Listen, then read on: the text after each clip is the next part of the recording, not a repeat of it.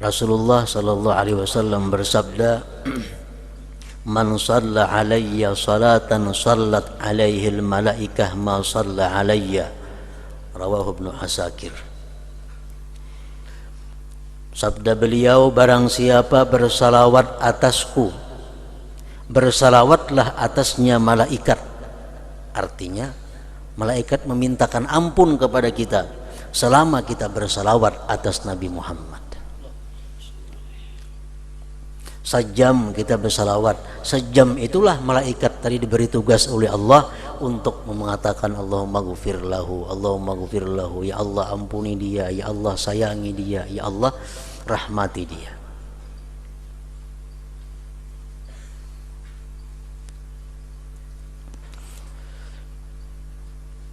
Maka itu Imam Ar-Ramli dalam fatwa beliau ketika ditanya mana afdalnya memperbanyak salawat dengan memperbanyak istighfar.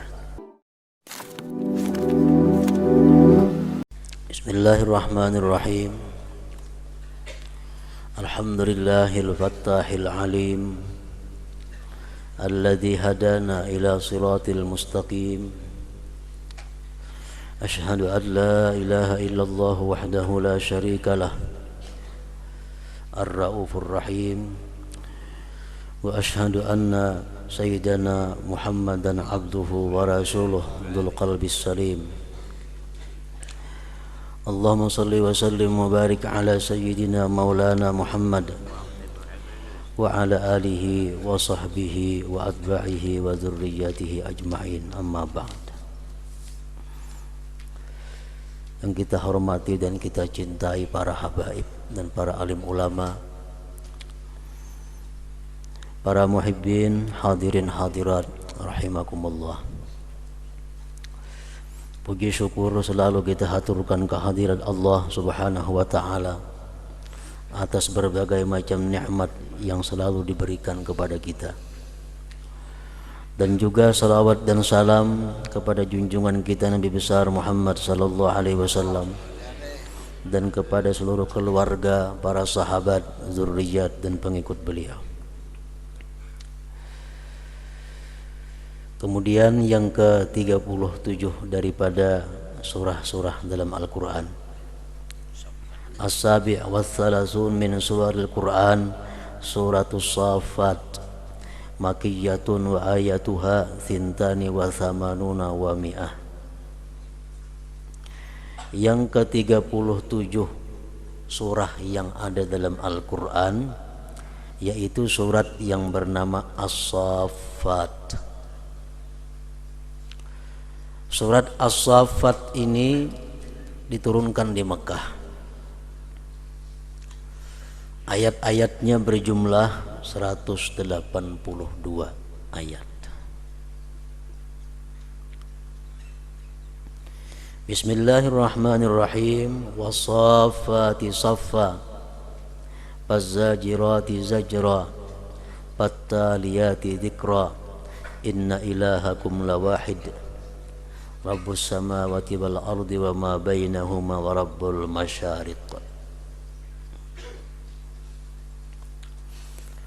Was-saffati saffa artinya adalah demi malaikat yang berbaris siap menunggu perintah Allah Subhanahu wa taala. Faz-zajirati zajra, demi malaikat yang bertugas menghalau awan untuk menuju suatu tempat yang akan dihujani. Fattaliyati dzikra, demi malaikat yang membaca zikir. Inna ilahakum lawahid, sesungguhnya Tuhan kamu adalah satu atau esa.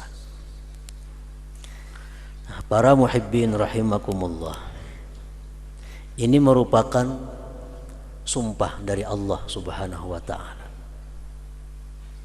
demi malaikat yang bersaf, yang berbaris, yang mana mereka itu siap selalu siap untuk menunggu perintah dari Allah Subhanahu wa taala.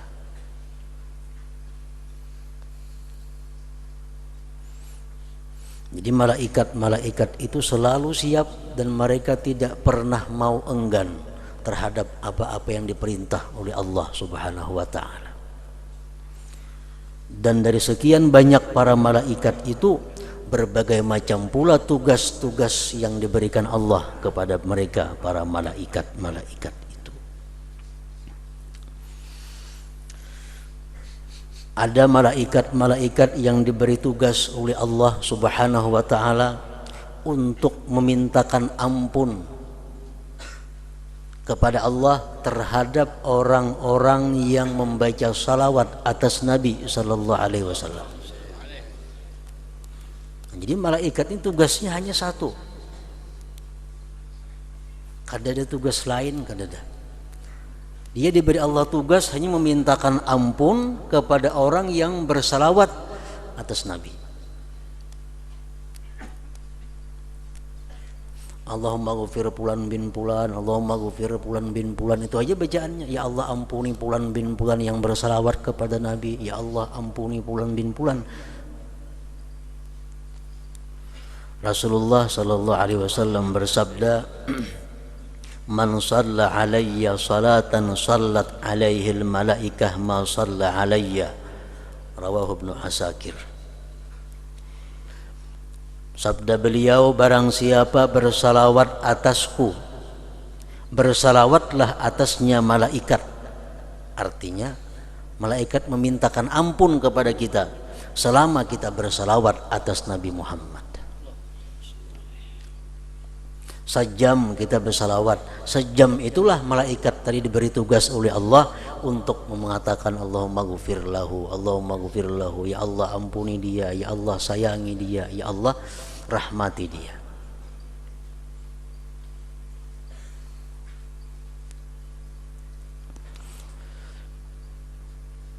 Maka itu Imam Ar-Ramli dalam fatwa beliau ketika ditanya mana afdalnya memperbanyak salawat dengan memperbanyak istighfar,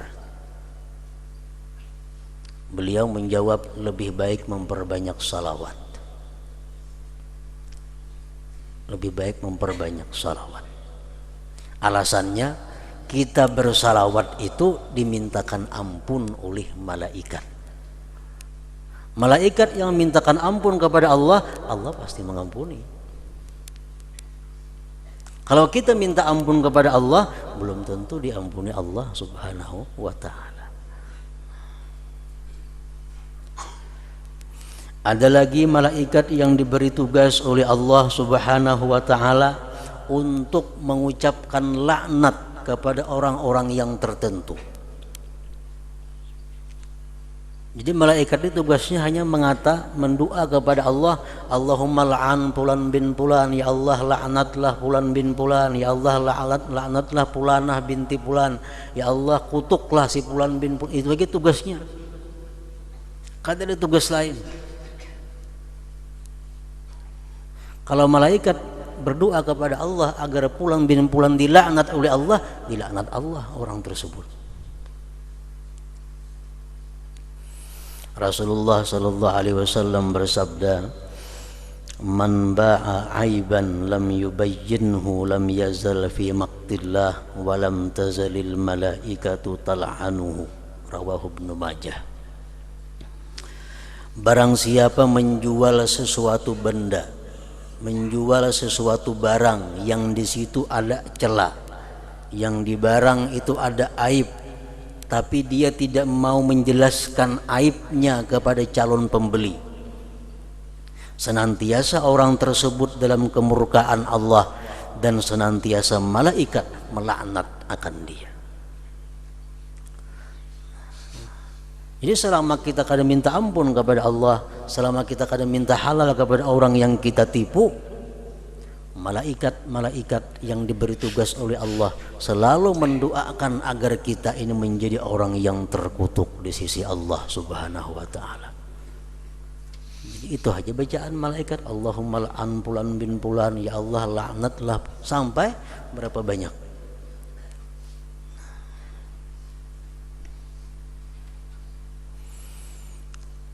Rasulullah bersabda lagi, idza da'a rajulun imra'atahu ila firashihi fa'abat an taji la'anathal malaika hatta tusbiha.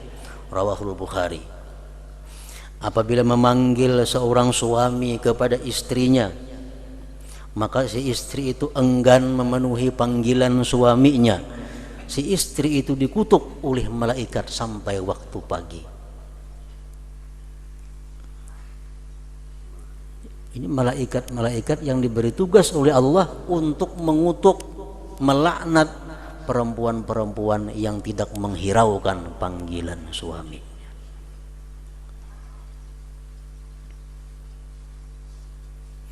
Ada lagi malaikat-malaikat yang berbaris siap diperintah Allah Subhanahu wa taala untuk mencari majlis-majlis zikir. Ada lagi malaikat-malaikat yang diberi tugas oleh Allah untuk berdoa, Allahumma a'ti mumpiqan khalafa. Itu lagi tugasnya. Sembahyang kadadanya, kada ada tugas lain, cuma tugasnya hanya itu, mengata berdoa, Allahumma a'ti mumpiqan khalafa. Ya Allah, berikanlah orang yang sosial itu gantian yang berlipat ganda. Orang-orang yang dermawan, orang-orang yang membelanjakan hartanya di jalan Allah, itu ada punya malaikat khusus yang diberi tugas Allah untuk selalu mendoakan dia agar yang didermakannya itu digantikan Allah berlipat ganda. Terus mereka itu berdoa, Allahumma a'ti mumpikan khalafa, Allahumma a'ti mumpikan khalafa. Ada lagi malaikat yang diberi Allah tugasnya untuk berdoa, Allahumma a'ti mumsikan. Tapi apa? Ya Allah, orang yang ingin binasakan hartanya, ya Allah, orang yang pemalar itu hancurkan hartanya, bangkrutkan hartanya. Sampai hari kiamat tugasnya itu aja, berucapnya itu aja.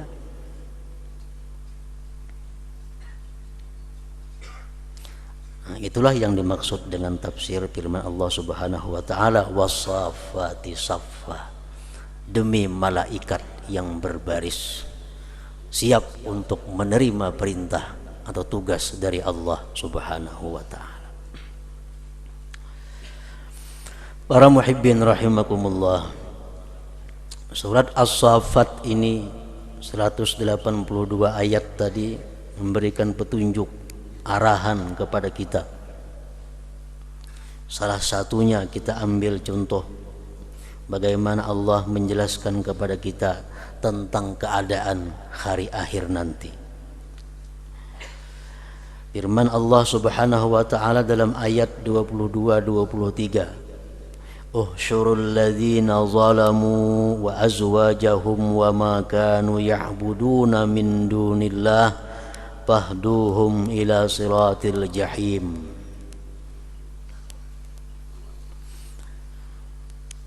Allah berseru kepada malaikat untuk diumumkan, halaulah, hasyartnya halau orang-orang yang zalim dan istri-istri mereka, pasangan-pasangan mereka, dan halau juga sesuatu yang mereka sembah dari selain Allah, dan bawa mereka itu kepada jalan neraka.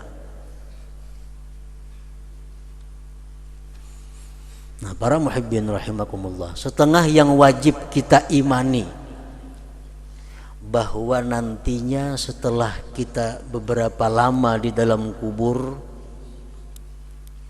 kita dibangkit oleh Allah Subhanahu wa taala.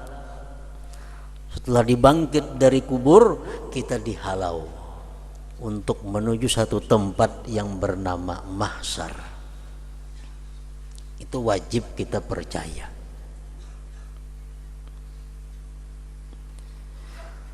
Sewaktu kita dihalau dari kubur menuju mahsyar itu, orang-orang yang menyembah berhala, dia akan membawa berhala.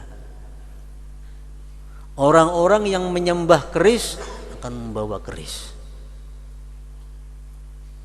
Ujar Tuhan, halau mereka beserta sesuatu-sesuatu yang mereka sembah dari selain Allah Subhanahu wa taala. Nah, jadi di situ kaina diadakan oleh Allah Subhanahu wa taala barang yang kita sembah dalam dunia. Apabila adanya, apabila datangnya, wallahu alam, itu urusan Allah Subhanahu wa taala. Walhasil waktu kita bangkit dari kubur, kita dihalau, nah, menuju mahsyar, kita membawa sesuatu-sesuatu yang kita sembah selain Allah Subhanahu wa taala. Imam Al-Ghazali menyebutkan dalam kitabnya Ad-Durratul Fakhirah, wa minan nas may yuhsyaru bi fitnatihi dunyawiyah. Sebagian manusia nanti dihalau ke padang mahsyar itu dengan fitnahnya di dalam dunia. Artinya kita dihalau di padang mahsyar kaina. Kalau kita beriman kepada Allah, kita kadang menyembah berhala, tapi dalam dunia kita seringkali lalai kepada Allah dengan sebab sesuatu-sesuatu. Nah, nanti sesuatu-sesuatu itu akan kita bawa ke hadapan Allah Subhanahu wa taala. Dicontohkan beliau di situ kal'ud, seperti orang yang menggambus. Orang ini tukang gambus, kada tahu sambahyang, kada tahu waktu, menggambus saja gawiannya. Dengan gambus itu dia lalai kepada Allah. Begitu bangkit dari kubur akan dihalau, ada gambus, nah bawa gambus ini ke hadapan Allah Subhanahu wa taala. Wal mizmar, seruling, tukang suling. Ini katuju menyuling, kada tahu waktu sembahyang, kada tahu orang terganggu, awal seruling jadi gawinya. Bangkit dari kubur, dia bangun, ada suling di awak. Suruh bawa suling itu ke hadapan Allah Subhanahu wa taala. Karena suling inilah yang bikin fitnah dia di dalam dunia sehingga dia lalai mengingat Allah Subhanahu wa taala. Orang yang dalam dunia suka minum arak, begitu bangkit dari kubur, bangun, ada butul arak di awaknya, digantungkan di lehernya, dibawa, dihalau ke hadapan Allah Subhanahu wa taala. Pokoknya sesuatu benda-benda apapun yang membuat kita maksiat kepada Allah, yang membuat kita lalai kepada Allah, akan kita bawa nanti ke hadapan Allah untuk dipertanggungjawabkan. Tukang umpamanya, ada tahu waktu sembahyang, betukang aja gawian.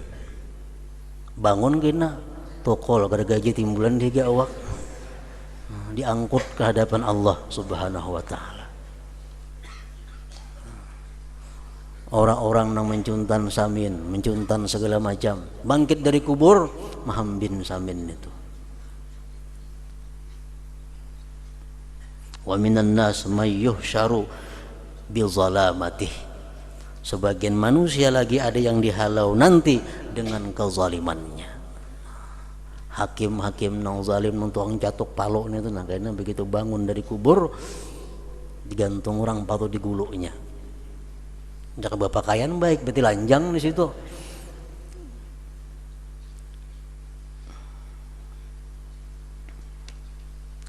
Para muhibbin rahimakumullah.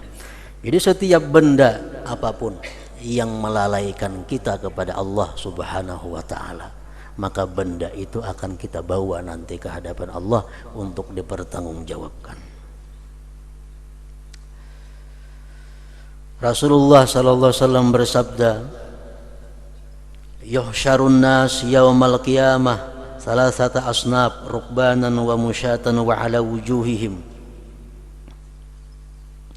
Dihalau manusia itu pada hari kiamat 3 kelompok. Ada yang dihalau bertunggangan, berkendaraan. Bangkit dari kubur, siap sudah ada kendaraan mengangkut. Ada yang dihalau dari kubur menuju mahsyar itu wa musyatan, jalan kaki. wa ala wujuhihim, ada yang jalan merayap, jalan berjalan di atas muka-muka mereka. Hadis riwayat Tirmidzi.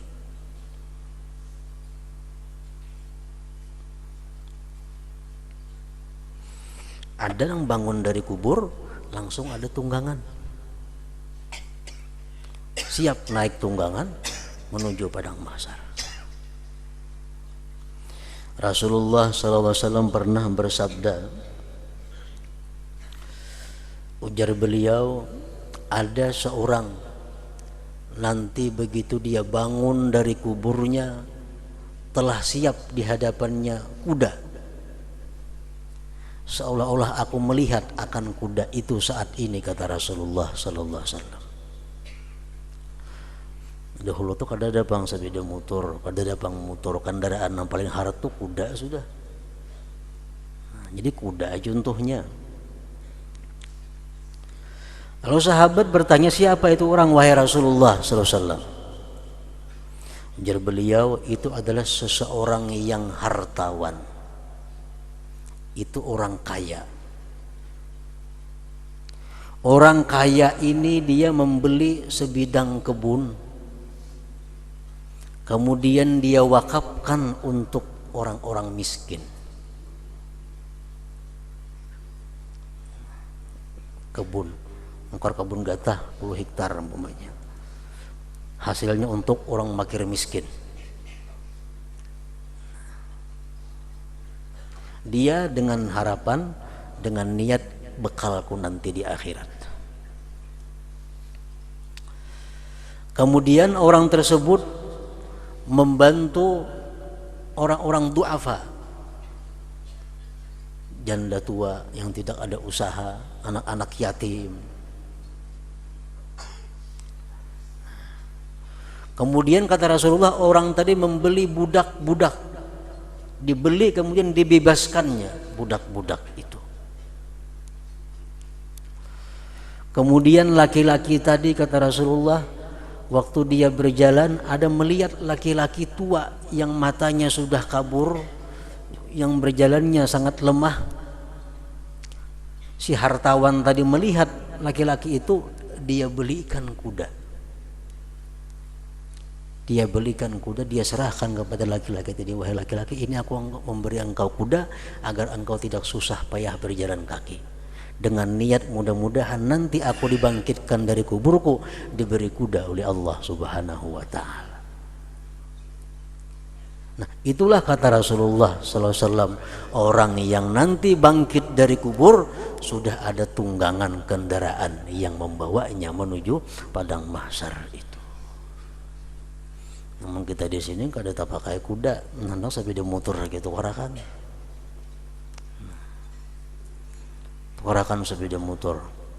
Orang-orang penceramah nang ke kampung-kampung, nang ke dusun-dusun itu nang mereka bisa beda nang sepeda motornya buruk, ganti akan lawan nang buga, niat supaya nanti bangkit dari kubur ada kendaraan yang menjemput aku untuk menuju mahsyar. Para muhibbin rahimakumullah, sahabat Rasulullah SAW pernah bertanya kepada Rasulullah, kaifa nuhsyaru ya Rasulullah, bagaimana nantinya kami dihalau wahai Rasulullah? Qala, beliau bersabda, isnani ala ba'ir wa khamsatun ala ba'ir wa asharatun ala ba'ir. Ya Nabi, di antara kalian ada yang kena berdua seekor unta, ada yang berlima seekor unta, ada yang 10 seekor unta. Imam Ghazali mensyarahkan ini hadis, itu adalah maksudnya bagi mereka-mereka yang dalam dunia bertuturuk berbuat kebaikan. Mengarahkan orang sepeda motor umpamanya, seorangan kada mampu 10 juta, cari kawan berlima 2 juta seorang, tukarakan orang sepeda motor. Nah kayaknya unta berlima ini menunggang itu untanya.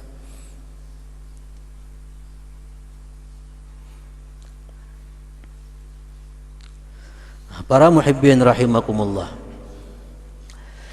Al-Imam Al-Qurtubi dalam tazkirahnya menyebutkan bahwa di padang mahsyar nanti manusia, khususnya umat Nabi Muhammad sallallahu alaihi wasallam ini dihalau dari kuburnya menuju mahsyar berbagai macam bentuk keadaan tubuhnya. Ada yang nanti begitu bangkit dari kubur wajahnya berubah kalkirdah seperti kera. Awak-awak manusia muha warik.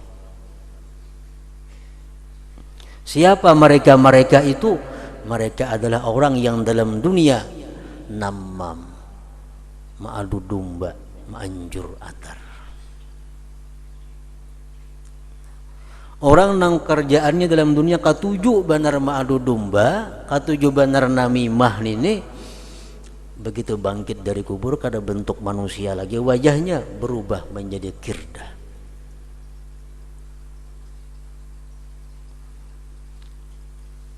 Anjur atar, contohnya anjur atar. Nah, orang dua laki bini, orang dua laki bini berisi pembantu di rumah Saiko. Pembantu ini anjur atar. Kemudian si laki-laki ini tiap hari ke pasar berusaha merian bulik. Suatu hari laki-laki ini terlambat datang malam. Pembantu lawan nang bini, lawan majikan, laki pian tuh aku bisa bebini. Apa bulik malam rajin song-song bulik. Contoh nang anjur atar yang di dalam kitab contohnya macam itu.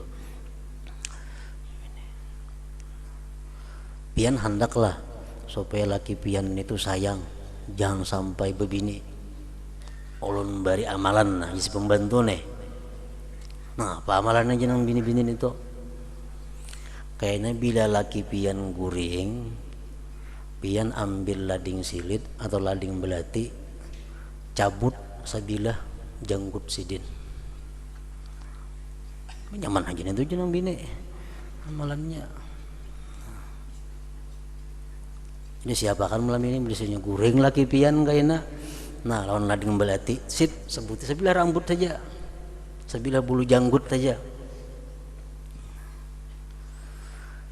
Lawan nang laki si pembantu pulang, bapadah pulang. Bini pian tuh pakada suka lawan pian tuh lah.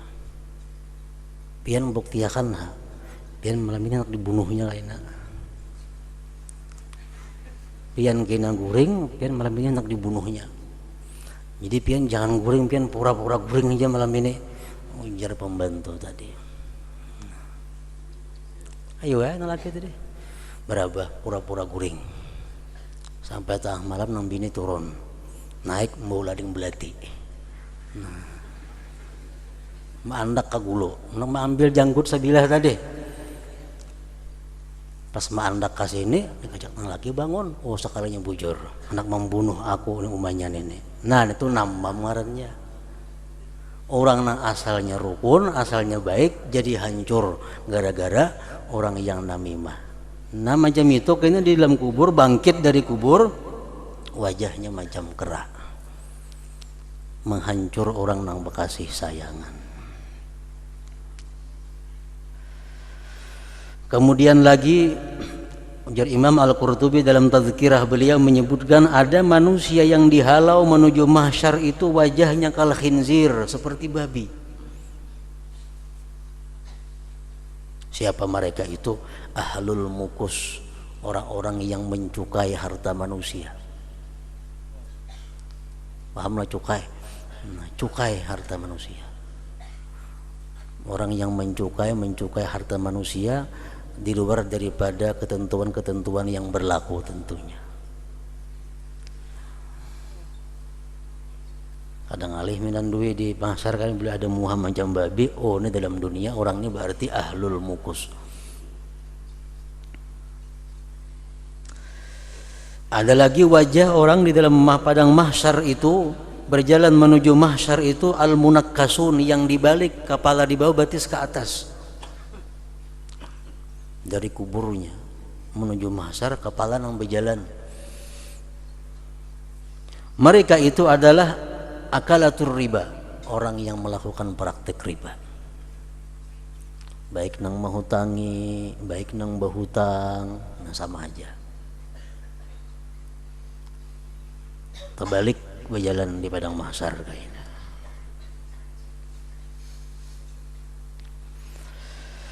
Ada lagi orang yang di dalam padang mahsyar itu berjalan al-muqatta'atu aydihim wa arjuluhum, yang potong kaki tangannya. Mereka itu siapa? Alladzina yu'zunal jiran, orang yang sering kali mengganggu, menyakiti tetangganya, menyindir, menyambati lawan tetangga, lawan jiran. Bangkit dari kubur kada betangan, kada bebatis kayaknya. Itu Al-Imam Al-Qurtubi mengambil sarinya daripada hadis Rasulullah sallallahu alaihi wasallam. Nah, para muhibbin rahimakumullah, kita berharap, berdoa kepada Allah Subhanahu wa taala yang intinya adalah bahwa kita nanti di padang mahsyar dihalau oleh Allah Subhanahu wa taala bersama-sama dengan junjungan kita Nabi besar Muhammad sallallahu alaihi wasallam.